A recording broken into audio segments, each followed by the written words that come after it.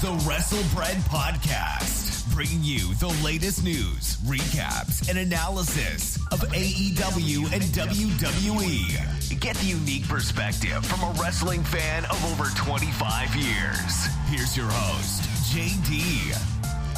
What's going on, guys? This is Jaydee here, and this is episode 63 of the WrestleBread Podcast. So we have a lot of wrestling that has happened this past week, including what happened this past Monday night on Raw. I had tuned into it a little late, so I had to go back and watch some of this stuff. And this WWE, this Raw Underground, I don't know what it was, but seeing from the ending, it seems like it was something for the Hurt Business, which I hope it was, because then it would kind of make sense that Raw Underground was a build-up for, pushing the Hurt Business.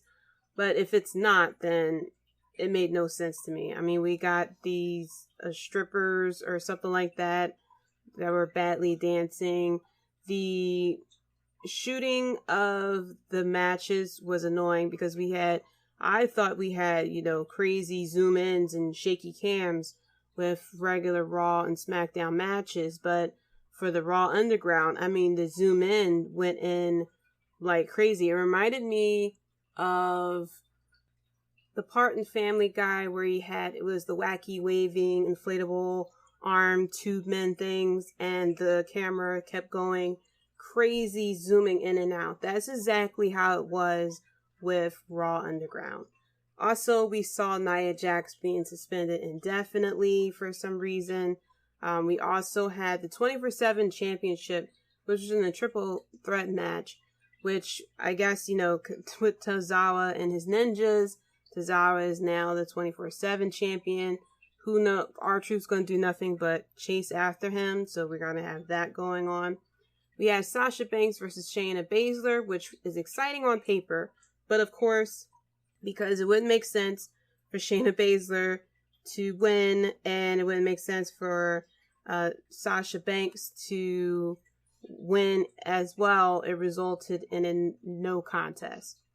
And then we had the Street Profits going against Angel Garza and Angelo Dawkins. Montez Ford collapsing. It seemed like it was something real until they turned it into him getting poisoned. And we see Bianca Belair defending her husband, wanting to know who did it. We also had what I thought would be Samoa Joe coming into the ring. So what I don't understand is we had Seth Rollins attacking Tom Phillips. Tom Phillips, feeling scared and everything like that.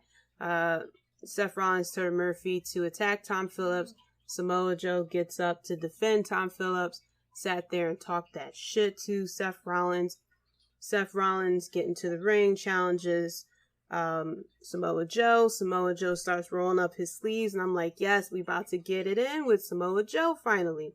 We go to commercial at that point, which I from what I saw on Twitter, everyone was upset about. And then we come back from the commercial, and Samoa Joe's back on commentary, and it was just basically, Dominic coming in to save the day with the kendo stick. I mean, I got flashbacks of Sandman as much as this kid has been using the kendo stick. And this sets up their matchup for SummerSlam, which is expected. This will be the debut match for Dominic. I mean, the same little kid with the blonde hair that we thought was Eddie Guerrero's child.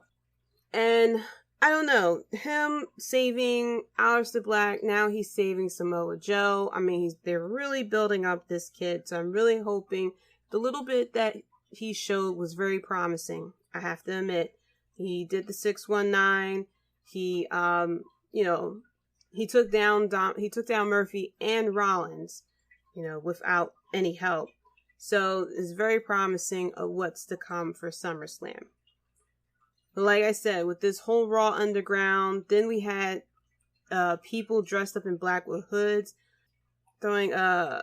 setting fire to, I guess, WWE's production set or something like that, or a power generator or something that they threw at which was a bit confusing. So I don't know why. I don't know what's going on with that. I didn't really get to see too much of that, and I don't know what's going on with it.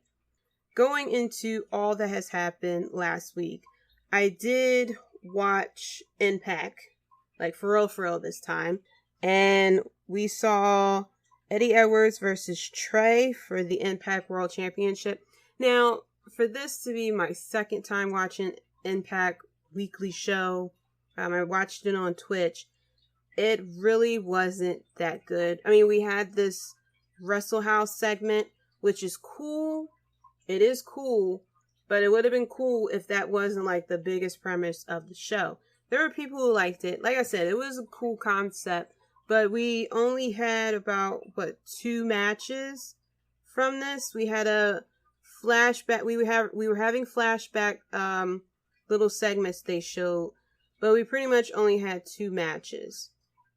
EC3 looking like Scott Adkins out here from Boyka. If you've never seen Undisputed with Scott Adkins on there, definitely check it out and tell me that it's not EC3. We also had Deonna Purrazzo versus Kimber Lee, which was a pretty good match, of course.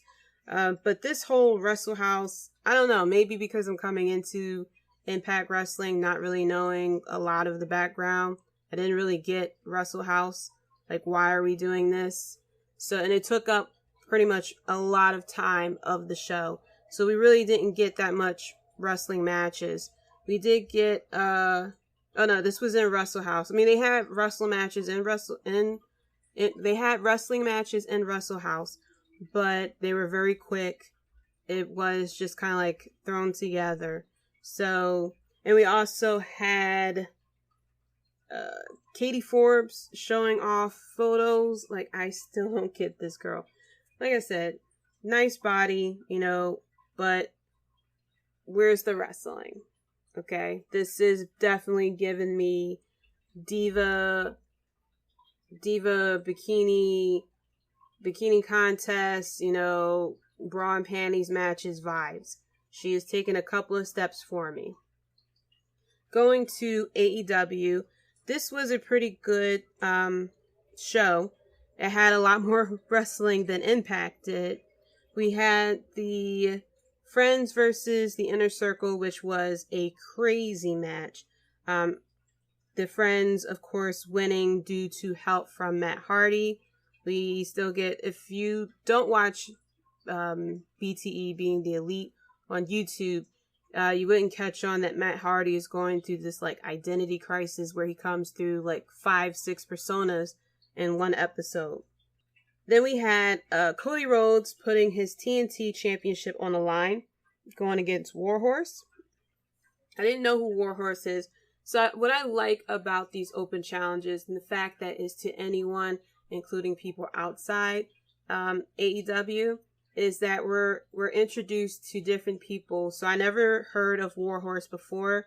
People had told me that he's from independent wrestling. I didn't get a chance to check out his matches just yet.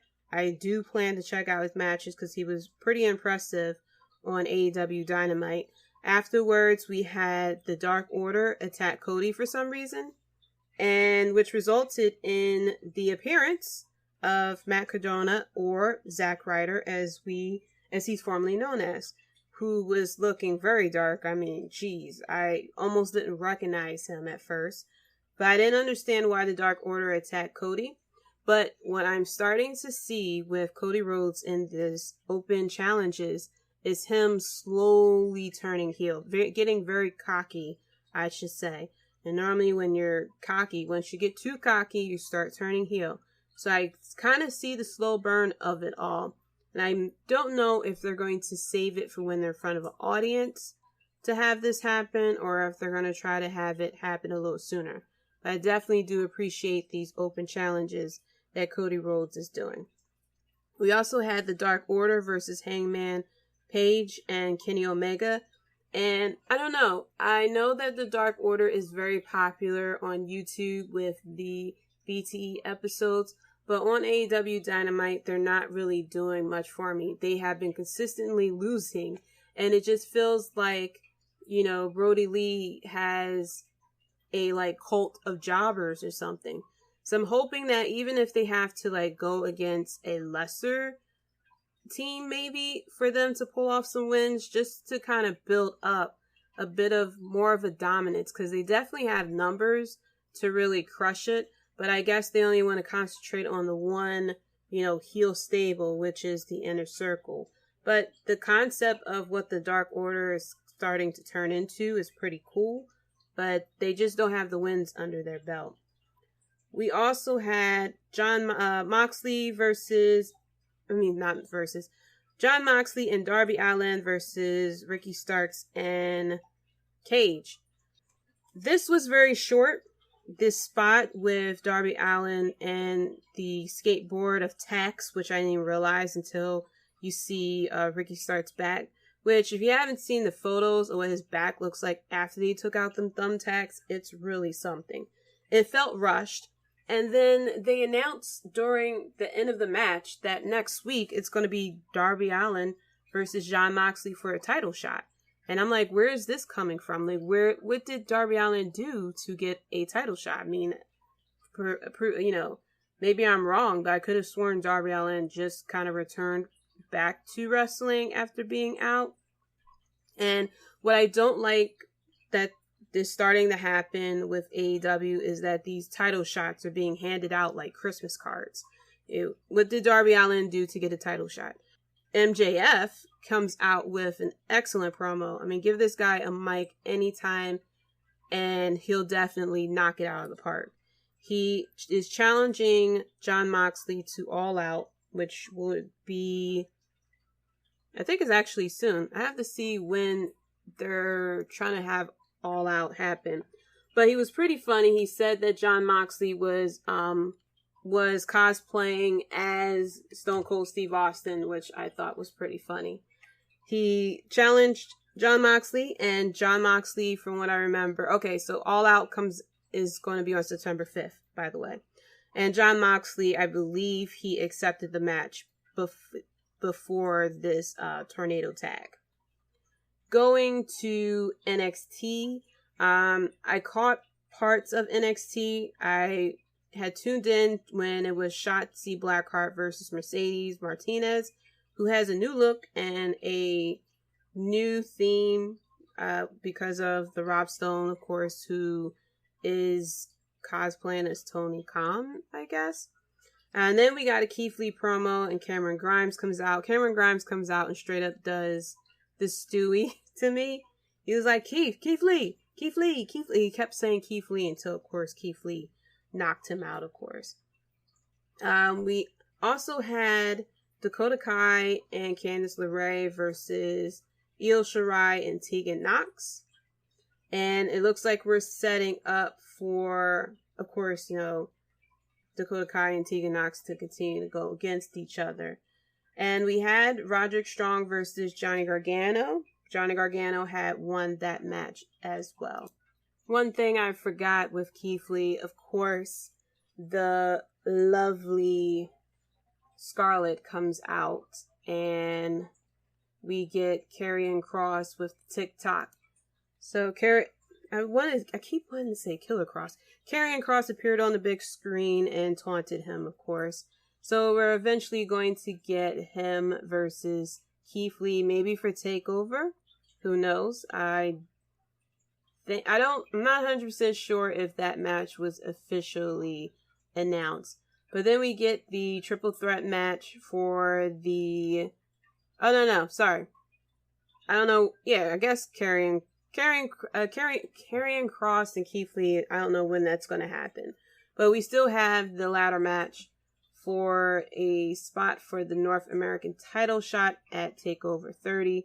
Finn Balor versus Dexter. Lumis versus Timothy Thatcher.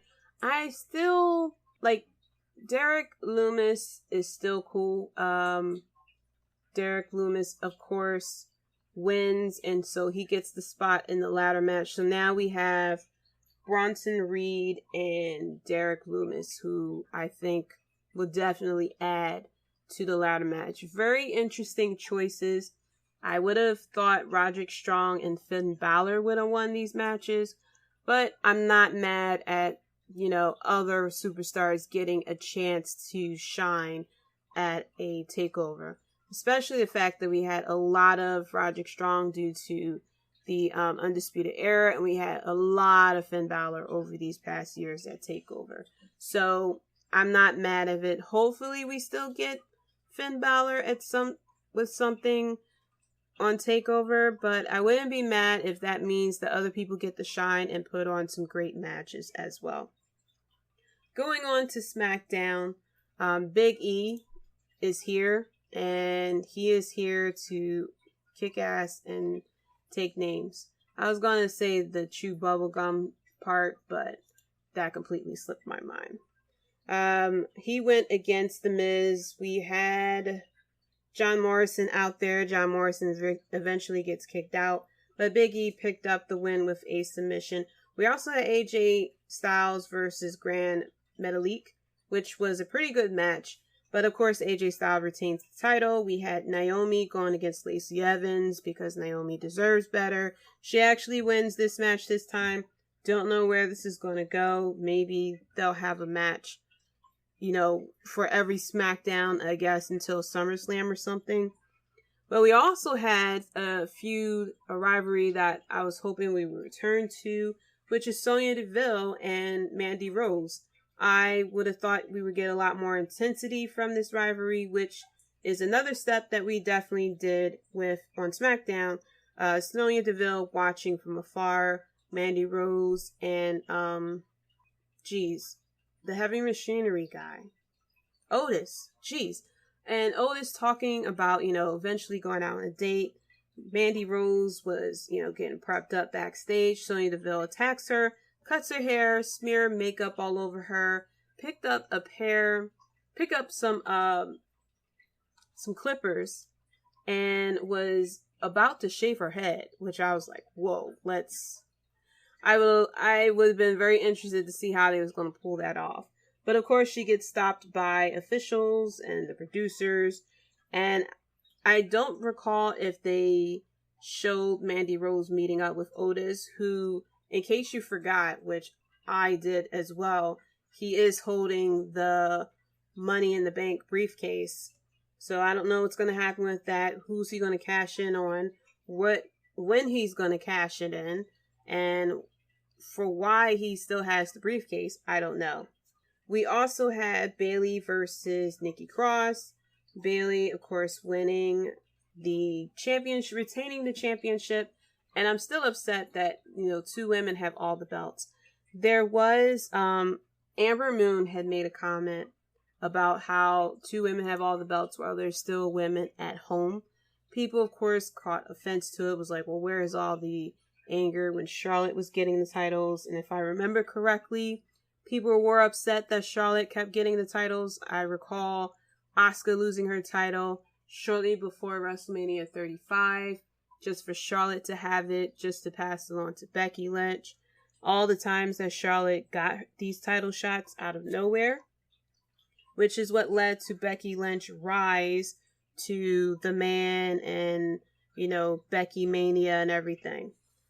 But I'm still upset that it's just two women who have all these titles, and it's not like they have such a small women's division that, they don't have people that they can put titles on or storylines or something like that. They can definitely not have those tag team titles if they want the women to be Raw and SmackDown champions.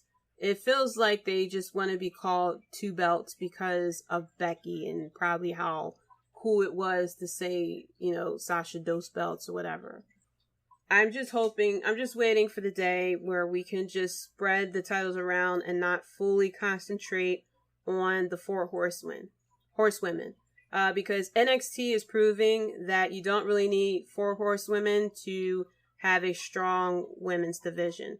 You definitely don't need to concentrate on those four women. I mean, I'll say three because Becky did come get hers very late, and it's always been Bayley, Sasha, and Charlotte. There's a lot more women in their women's division who can definitely, carry the division. Get a title. Put on a good title match. I mean, Asuka got her title, in June, and now her title reign that we all been waiting for lasted not even 60 days. Just so we can have this stupid... I mean, I'm not saying that Bayley and Sasha Banks are not entertaining. They are entertaining. But I definitely disagree with the fact that they need to hold all the belts.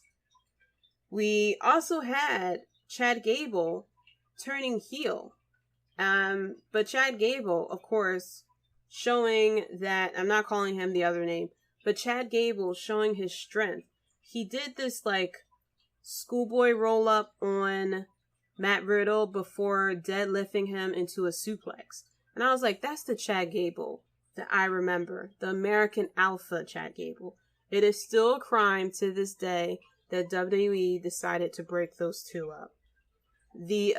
How great their tag team division would have been if American Alpha had stayed together and Jason Jordan didn't get a neck injury. We ended SmackDown after Nikki Cross loses the title match. Alexa Bliss tries to comfort her.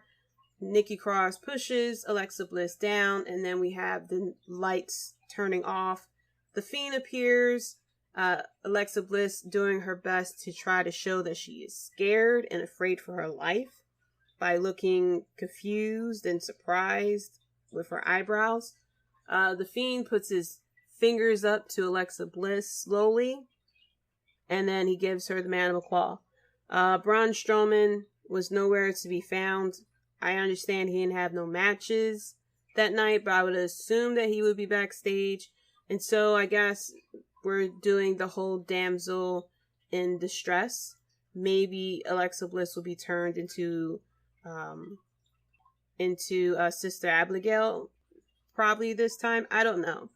But the Fiend is here, and the Fiend is ready to take people.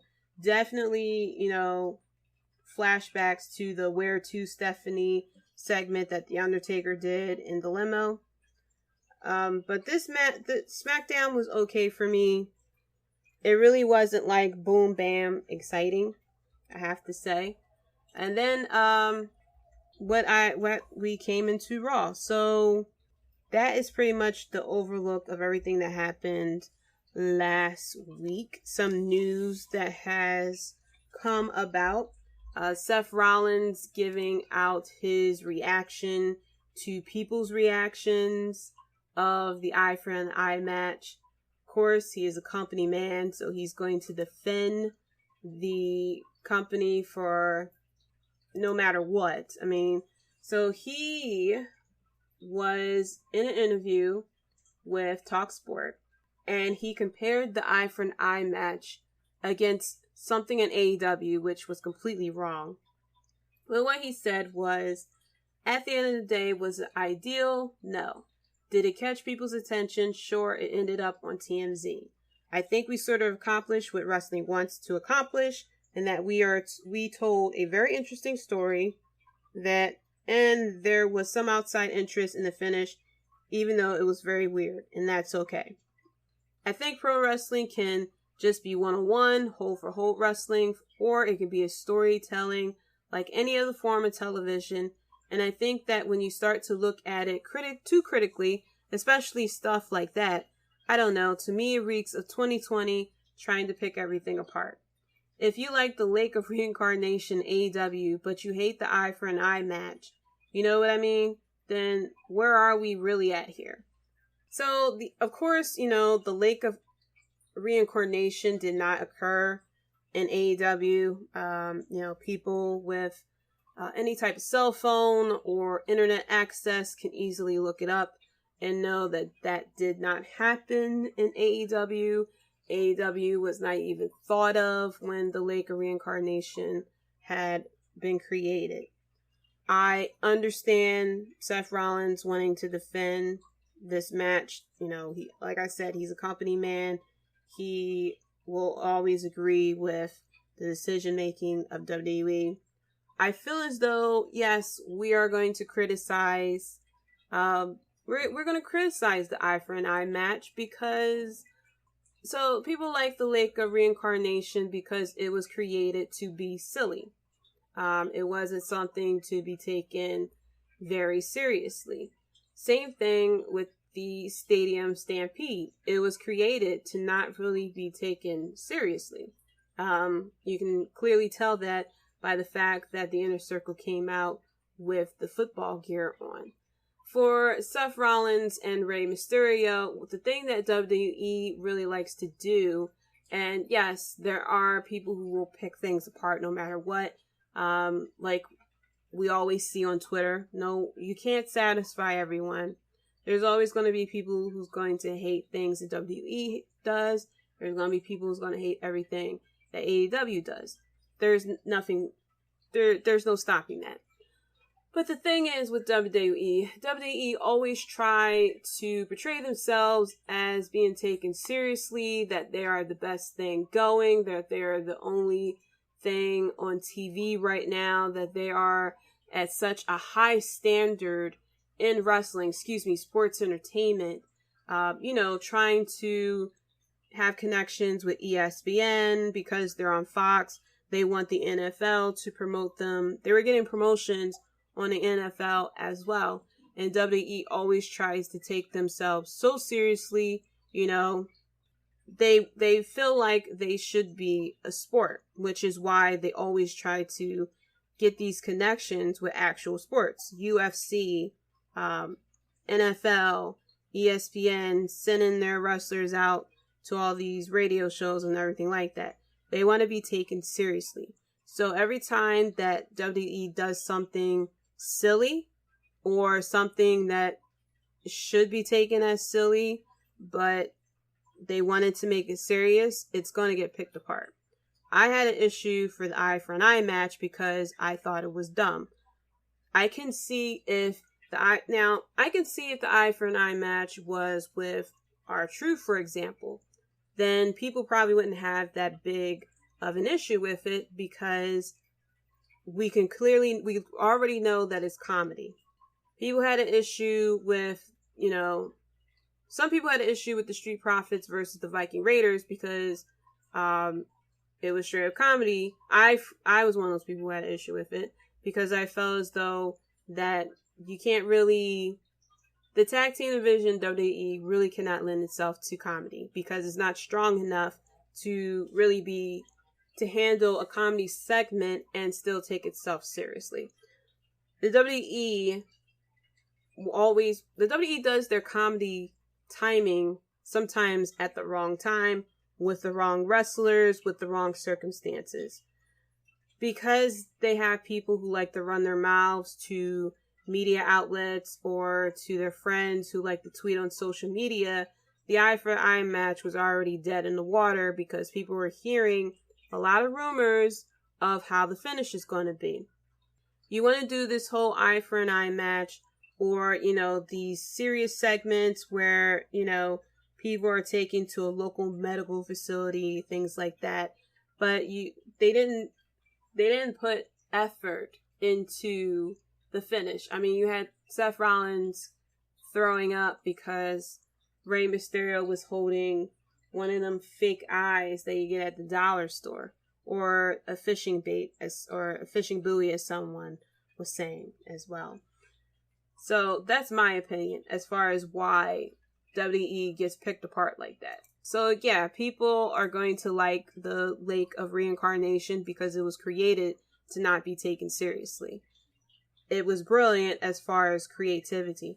I mean, look at the Boneyard match.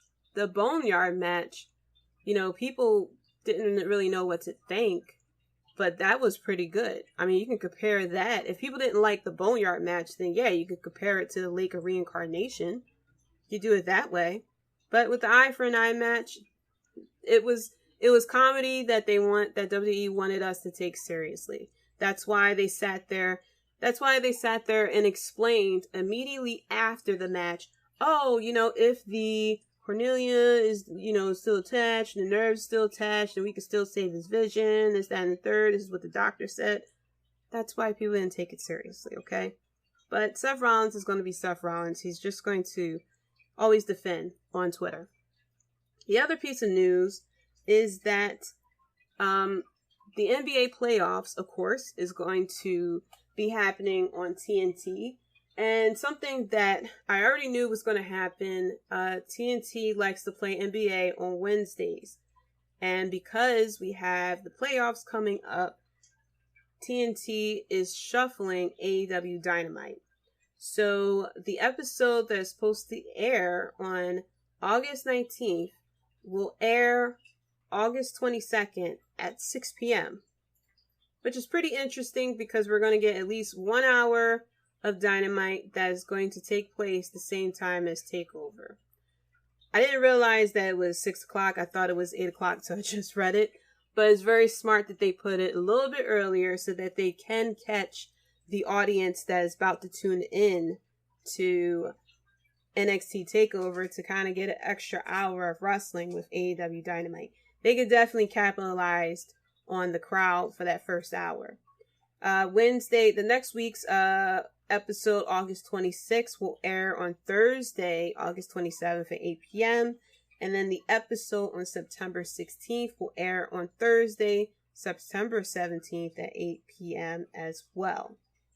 Definitely interested to see what AEW has up their sleeve to put on for their 2 hours on Saturday, August 27th, because that second hour will be running head to head with NXT TakeOver. Sorry, AEW, I might be checking out NXT TakeOver anyway because NXT TakeOver always have some awesome shows. But I am interested to see what AEW is going to do. If they're going to turn the August 22nd episode into a, pay-per-view event, quote unquote, or if they're going to treat it like a regular Dynamite and just work really hard on the first hour and not really put too much into the second hour. Or they may switch it. They may put everything into the first hour just to capture people in that second hour. But I welcome any type of competition because, like I always say, the winners are the fans. Another piece of news, the Bella twins had their baby. Actually 1 day apart, which is very interesting. Nikki Bella had her baby boy on August 31st. And then Brie and Daniel Bryan had their baby boy on August 1st. No word yet on the names. And of course they didn't tweet out any pictures. I don't think I saw pictures yet of the babies. But congratulations to the Bella twins. Brie and Daniel Bryan, this is their second baby who is going to be joining big sister Birdie. And Nikki Bella, and I forgot her fiance's name, but he is from Dancing with the Stars partner, if I believe. This is their first child together. Also, another piece of news is The Rock brought NXL, along with Danny Garcia and Redbird Capital, which is very interesting. I read that Redbird Capital actually has ties to NFL, so I don't know. Even though XFL runs during the off season of NFL, how this is going to work with Redbird Capital having the XFL. So congratulations to Dwayne Johnson. He is, of course, was a football player with the Miami Hurricanes. And he loves his football. Of course, he has his HBO show called Ballers. And I hope that next year's season of XFL will be just as successful as this past season. And I like football. I'm a football fan. I'm a Dallas Cowboys fan. But I am a football fan first, so I like I pretty much watch a lot of other football games, even if Dallas or any of the teams in the NFC East isn't playing. So I liked the XFL when I was watching it. It was very different. It was very authentic and very transparent, which I really appreciated with NFL. So I can't wait to see what the second season, or I guess the revamped season, will turn out to be next year. So, going into the road to SummerSlam, this week I will be reviewing some matches from SummerSlam 1994. first match I will be reviewing is from @Headliner5 from Twitter, which is Owen Hart versus Bret Hart in a steel cage match. So the setup for this match was this all started in SummerSlam at Survivor Series 93. Owen Hart was the only person in the Hart Foundation team on Survivor Series to be eliminated. He was eliminated off of bumping into Bret Hart, who was on the apron, and Owen Hart was pretty upset. But they were able to come together, and so they went against the Quebecers in Royal Rumble 1994. So Bret Hart had hurt his knee in the match, and I believe they lost that match. Owen Hart then kicks Bret Hart's leg, thus turning heel. This leads to their awesome match at WrestleMania 10, one of my favorite WrestleMania matches of all time.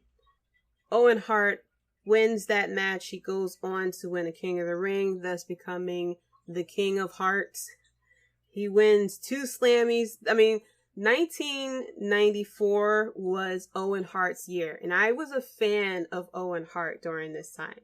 Secretly, I know it was like kind of against the rules to root for the heels, but I don't know, something about Owen Hart that I liked about him. I wasn't the biggest Bret Hart fan, but I respected Bret Hart for his in-ring ability.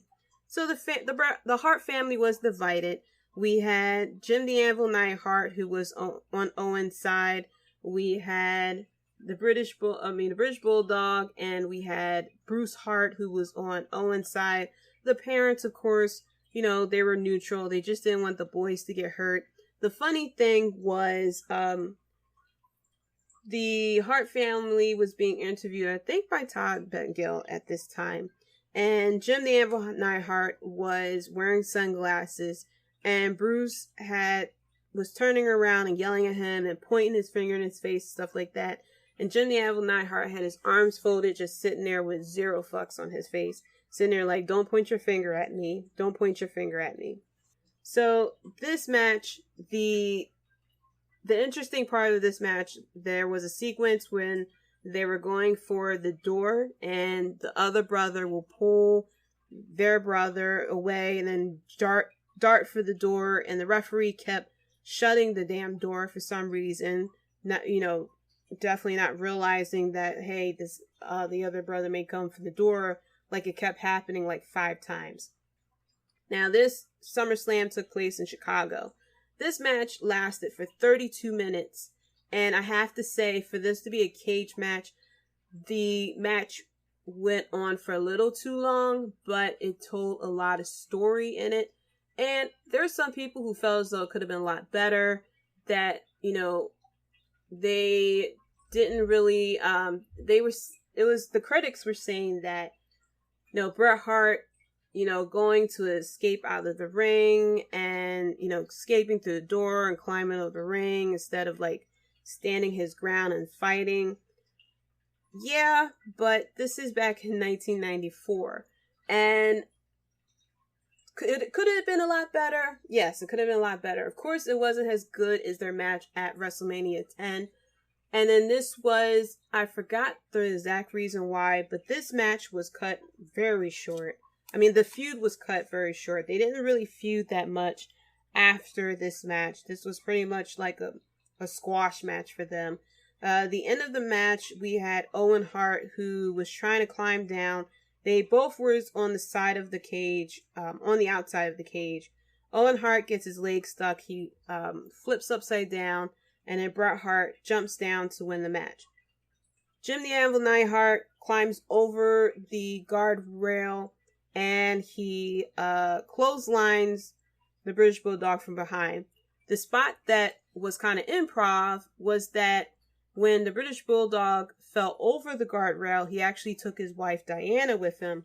Apparently, the story is that Bret Hart was pissed off that Diana had took a bump. And it was actually her idea for that when the British Bulldog get clotheslined, she was going to go over the guardrail with him. Props to the woman. She is part of the Hart family, so props to her for wanting to take the bump.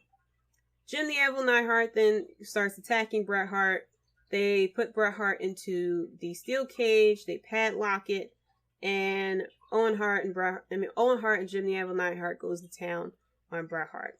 The Hart family starts trying to climb the cage to save Bret Hart. They kept knocking down the British Bulldog a couple of times until the British Bulldog, furiously climbs up the cage, starts punching. I believe it was Jim the Anvil Neidhart a couple of times, and he was able to get into the steel cage. Owen Hart then goes to escape, and I think Jim the Anvil Neidhart was escaping as well, and the British Bulldog grabs Jim the Anvil Neidhart's boot, but they were able to escape with the British Bulldog falling back with Jim's shoe in his hand, and they go to leave out. And of course, I forgot what happened. So, after this feud, Owen Hart then goes on to, I think after this point, he teams up with the Nation of Domination. Then he teams up with Jeff Jarrett. Of course, WWE wanted Owen Hart to do an angle where he had an affair with Deborah, which he completely shot down because he didn't want his wife to feel uncomfortable about it. According to, stories, is that his punishment for turning that down was going back to the Blue Blazer, which of course leads to his entrance at In Your House, and I forgot the name of the pay-per-view that it was, but it was the pay-per-view where he died because he was being lowered down from the rafters, which led to his death. Going into this match, the Chicago crowd, of course, was hot back then, just as crazy as they are now. And it definitely helped this match because, no, this match wasn't as great as the WrestleMania match. It wasn't as, invigorating and edge of your seat type of storytelling. But the crowd definitely helped the match, with the excitement. Going on to the other SummerSlam match, and this is a suggestion from Jay Giles from the Keita and Jay Show, which of course is Undertaker versus Undertaker, which, if you don't know, is ironically one of my favorite matches of all time. Don't shoot me down. It's because of the significance of it and what it has done for my life. This match in itself wasn't good. My favorite part of this match is nothing but the Undertaker's entrance, the real Undertaker's entrance, which was so, not really over the top, but it was so magical at that time. And it still is magical to me today, to be honest. So the story about this all started with Royal Rumble 1994. It was The Undertaker versus Yokozuna in a casket match. Yokozuna, of course, casket match was no disqualification, which is what Yokozuna took full advantage of. He had 10 people, I'll have to say, come out to help him. I remember it was Bam Bam Bigelow. It was Jeff Jarrett. I believe it was the Wild Samoans, if I'm not mistaken. Who else he had? He had Jim Cornette was down there. It was with him as well. And it took 10 of them to take down The Undertaker. Of course, the biggest thing that happened in the match was the urn was opened, and we finally got to see what was inside the urn, which was green smoke that kept spilling out for at least 10 minutes. It was crazy amount of smoke. I don't know what they put into that urn to make that smoke come out for so long and for so much. But as the smoke was coming out, the spirit of The Undertaker was dying and fading away. And you notice The Undertaker wasn't getting up as much as he was anymore. Everybody was hitting him with the finishers. So they put Undertaker into a casket, lock the casket. They roll him down. They roll him down the aisle. The gong starts to go off. The Undertaker appears on screen and says his speech that people will witness the rebirth of The Undertaker. He appears, magic, of course, as the image of The Undertaker floats to the top of the Titantron. You see The Undertaker floating above the Titantron. He goes up into the sky, disappears. So they started to do vignettes of people who claimed they had saw The Undertaker. Now, this was 94, so I was 10 at the time. Scared the shit out of me that people were saying that they saw The Undertaker. Especially the little kid that said he saw The Undertaker at a park. So I'm like, okay, The Undertaker's taking people's souls, and I better, eat my vitamins, say my prayers, and eat my vegetables, or else The Undertaker's going to take my soul. And which is a crazy thought. I mean, because I'm a fan. I was a fan of The Undertaker at the time, but I was scared to death of him as well. In reality, The Undertaker had a back injury that he really wanted to take some time off to kind of heal. Now, as people were saying that they saw The Undertaker, Ted DiBiase also mentioned that he saw The Undertaker. Ted DiBiase is the person who actually introduced The Undertaker to the wrestling world way back in Survivor Series of 1990, if I'm not mistaken. Yeah, 1990. So he says that he found The Undertaker. He introduces his Undertaker at Shawn Michaels' Heartbreak Hotel, I believe his segments were called. And you see The Undertaker comes out in the gray with the gray gloves and everything. The Undertaker, who was actually Brian Lee, was acting sort of like The Undertaker. Movements was pretty similar and everything, the body bags. The thing was, The Undertaker was in a match, and you see Paul Bearer comes out, and he tries to summon the Undertaker back to him. Ted DiBiase flashes money. The Undertaker head immediately snaps to the money. Paul Bearer realizes that's not The Undertaker. He cuts a vignette in the cemetery, says he has found The Undertaker, and this leads to their match at SummerSlam. So WWE, of course, trying to use celebrities, had Leslie Nielsen playing his persona from The Naked Gun to try to solve the mystery of The Undertaker. This match only lasted 8 minutes and 57 seconds, and I believe it was because the match before this ran over, or it was a match previously in the night that ran over, so The Undertaker versus The Undertaker didn't get a lot of time. Which is actually a good thing, because like I said, the match really wasn't the best. It was mainly the real Undertaker's entrance that really was the best thing of it all. Now, the reason why this is one of my favorite matches of all time, the significance of it is that when later on down the line, when I was a teenager, of course I wasn't 10 at the time, but when I was a teenager, I was going through depression, like suicidal thoughts and everything.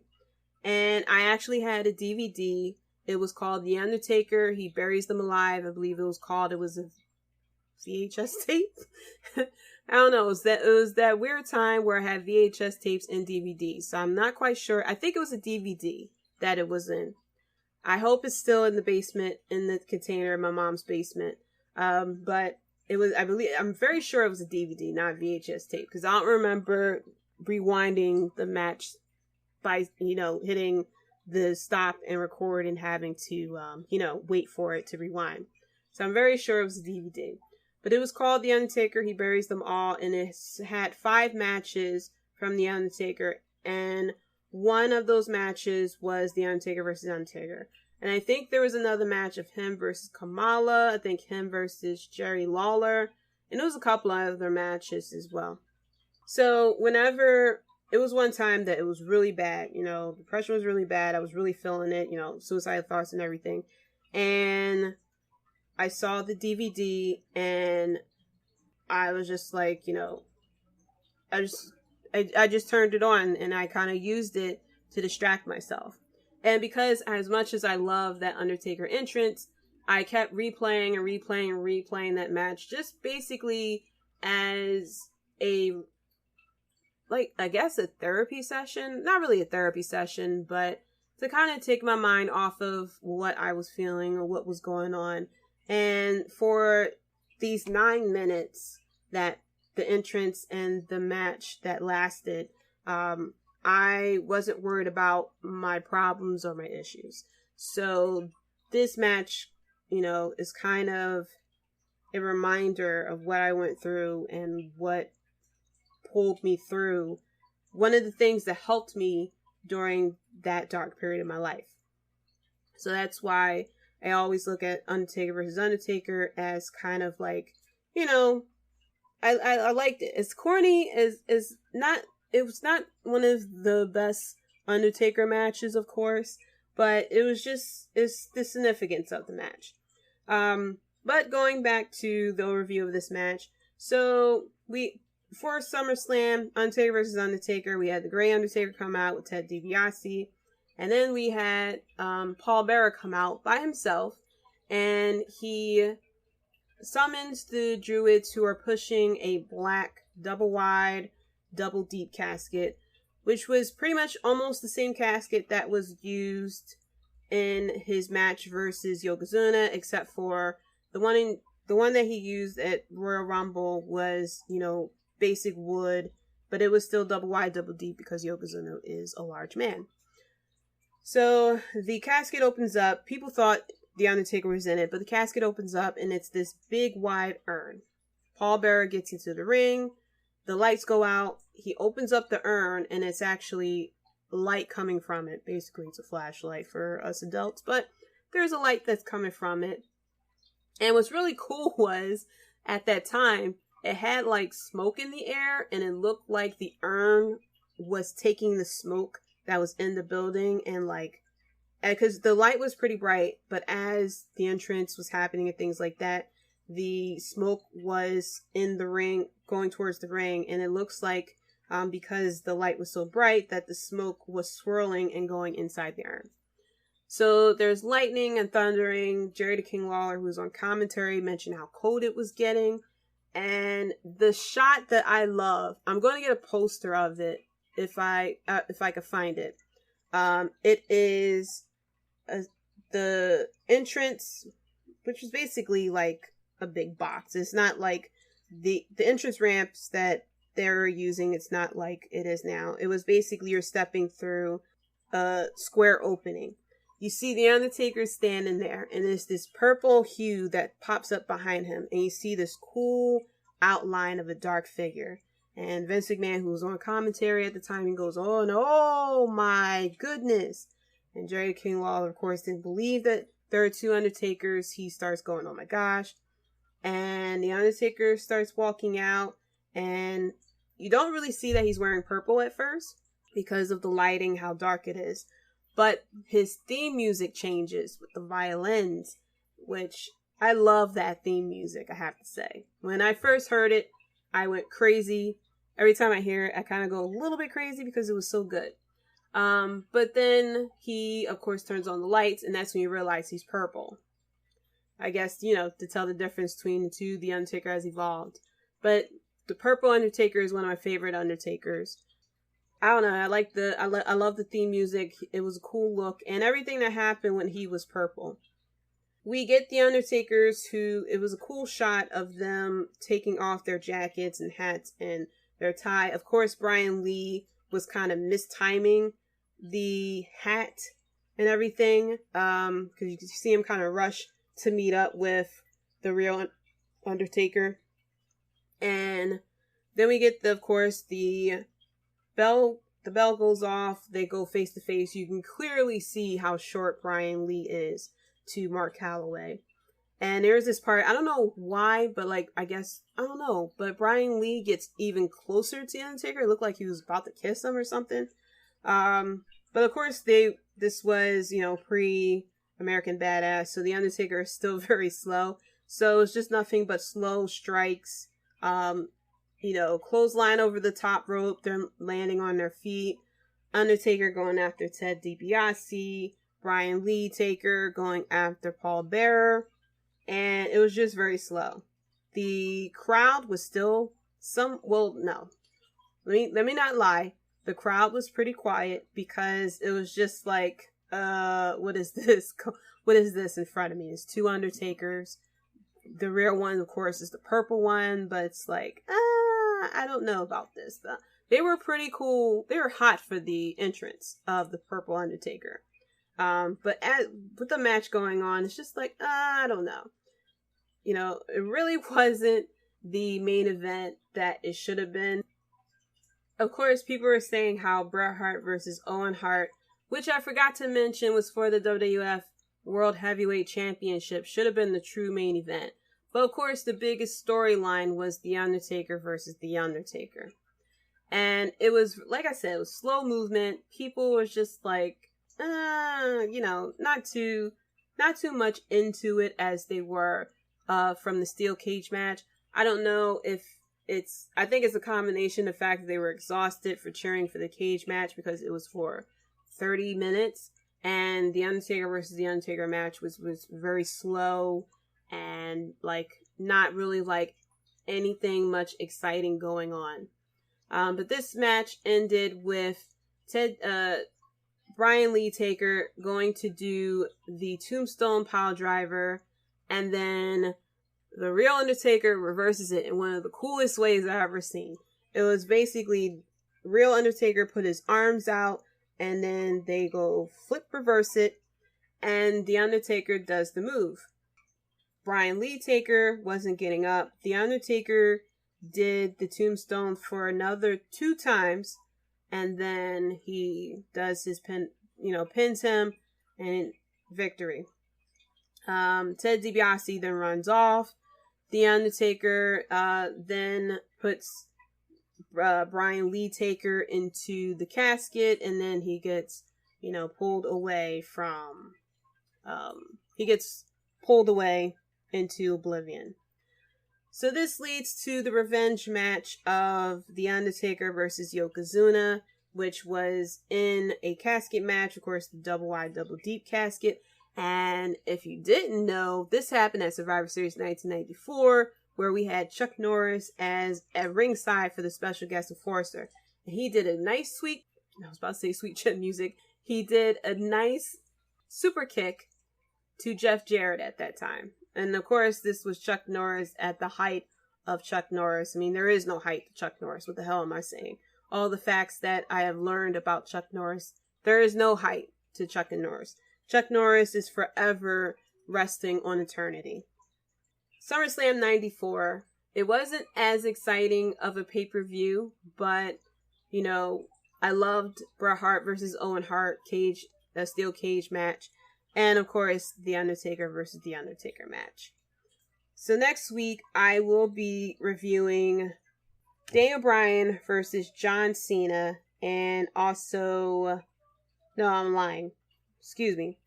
I'm going to go over Warrior versus Rick Rude from Julian of the Wrestling Court podcast.